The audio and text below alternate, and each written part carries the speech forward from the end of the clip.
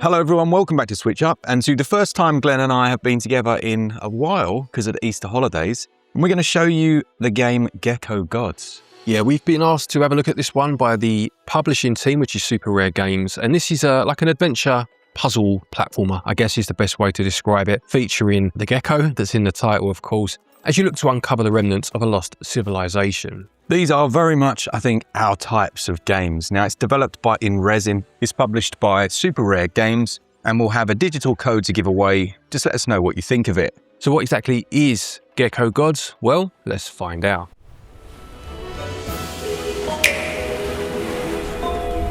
Let's start with the story then. It's told quite implicitly as you play through the game, but you play as the gecko, as I mentioned in the intro there, and you're on a quest to see exactly what's happened on this archipelago that you find yourself on. Small parts of lore are detailed as you start to find statues or tablets with ancient scripts on. And it's all about the gecko gods, the titular gecko gods, and you're trying to discover exactly what happened to the civilization that once lived here. Yeah, I think this way of storytelling can work really well. We compared it a little to the game Rime in that regard.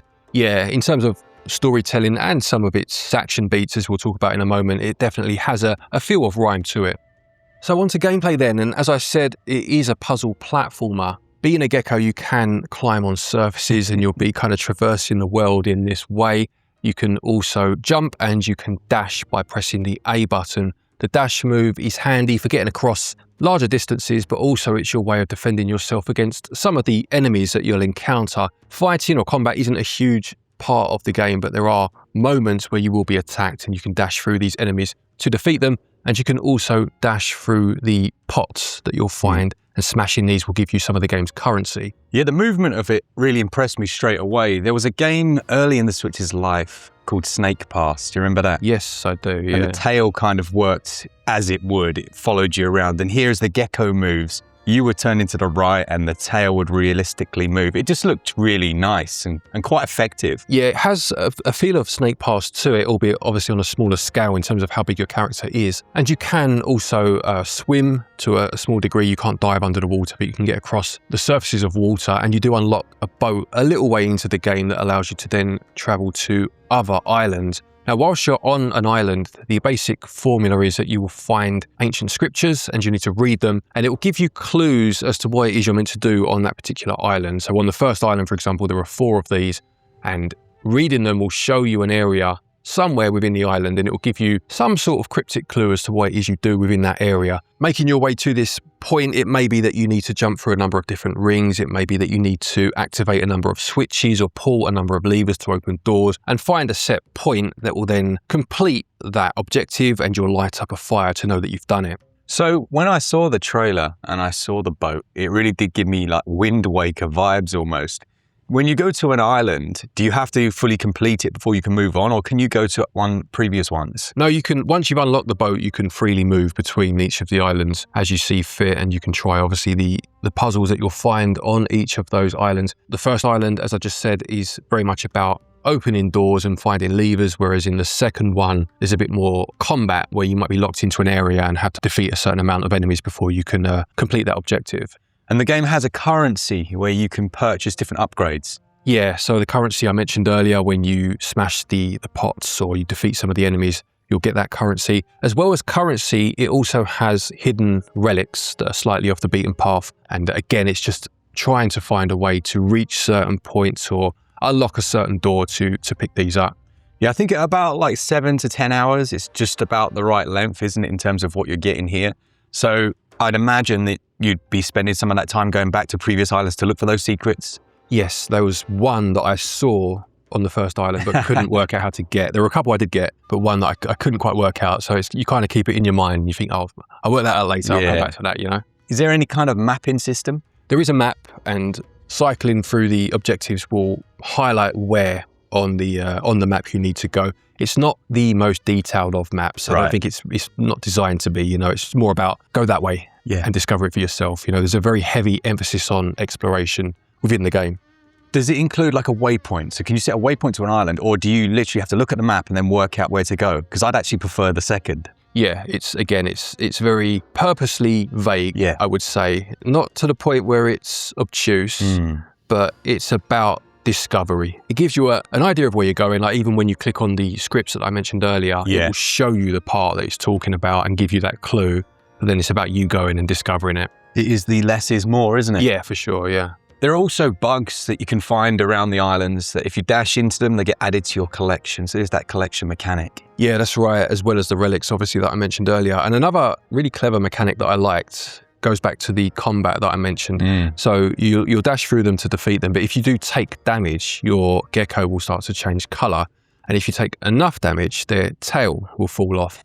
And you'll know that you're regenerating health because it will grow back over time. I just thought that's a very clever way of displaying your health using the characteristics of that animal. Yeah, I think more games should do that, shouldn't they? Remove the health bar and have it as a visual thing. Yeah, definitely. And it does go for that. It's a very unintrusive UI. Yeah. You know, it's done quite organically. Visually then, I do really like this visual style. Again, I guess it has that mantra of less is more. Quite low key, isn't it? Yeah, we mentioned Rhyme earlier, and it did remind me visually of that game too, albeit this one has perhaps darker outlines around its world. You'll see the outlines of the character and what have you. And it uses quite nice pastel colours, which I think always looks really good in a game. Yeah, and of course you can unlock different skins for the gecko as well. I already mentioned the movement of the gecko, and I think that's probably the most important piece of animation in the game. Obviously, it's what you're looking at the whole time, and it works brilliantly. There's some physics there, so obviously you can stick to any surface, so you can climb up vertical walls and ceilings, and you can jump off of that surface and back onto it. I was trying to work out how those physics work, but I guess it makes sense from a gameplay standpoint. Yeah, I mean, there are a couple of minor flaws. They're things that if you've ever played a 3D platformer from the 90s, you'll instantly remember or even have a pang of nostalgia for, especially in a game where you're stuck to a wall. Yeah. Think of like an old Spider-Man game where you go from wall to ceiling and the camera flips out for a minute, doesn't quite know what to do with itself, or it gets a bit too close to your character. I will say that by default, the sensitivity of the camera is quite slow. I would rack that up a little bit in the options menu. I found it very helpful to do this. And there was a strange flickering on some surfaces that I'm sure you would have seen in some of the footage. We have raised this issue with the publishers, and they did say that there's an upcoming launch patch that will look to rectify this issue. Obviously, we're playing this pre-launch, but yeah, that should be ready by the time the game is available to buy. But on the whole, the visuals really are quite lovely. Yeah, we also played some in boost mode, didn't we, with the Switch 2? Yeah, it just sharpens things up, as obviously the boost mode is intended to do. And in a game like this, it does make a difference. Yeah. So looking at the audio then, and it's one of those times where the music does exactly what you would want/expect it to do. Yeah. It's very calming, very melodic, and it really does lend itself to an extended period of time exploring somewhere. It has that feel of almost like a tribe at times. There was that tribal element coming in. And as you say, it's exactly what you'd expect. Yeah, exactly. In a game where you're constantly looking to places you've already been and seeing if you've missed something or looking for secrets, etc. You don't want the music to be overly egregious, and it's certainly not that. It's nice and, again, in the background, doing its thing, but you'd miss it if it wasn't there. Gecko Gods is £16.75, but I believe there is a launch discount of 10%. That's right, and it releases on the 16th of April. Yeah, it's just a 2.6 gig download, so it's not going to take up too much space, but it is nice to have that 10% launch discount.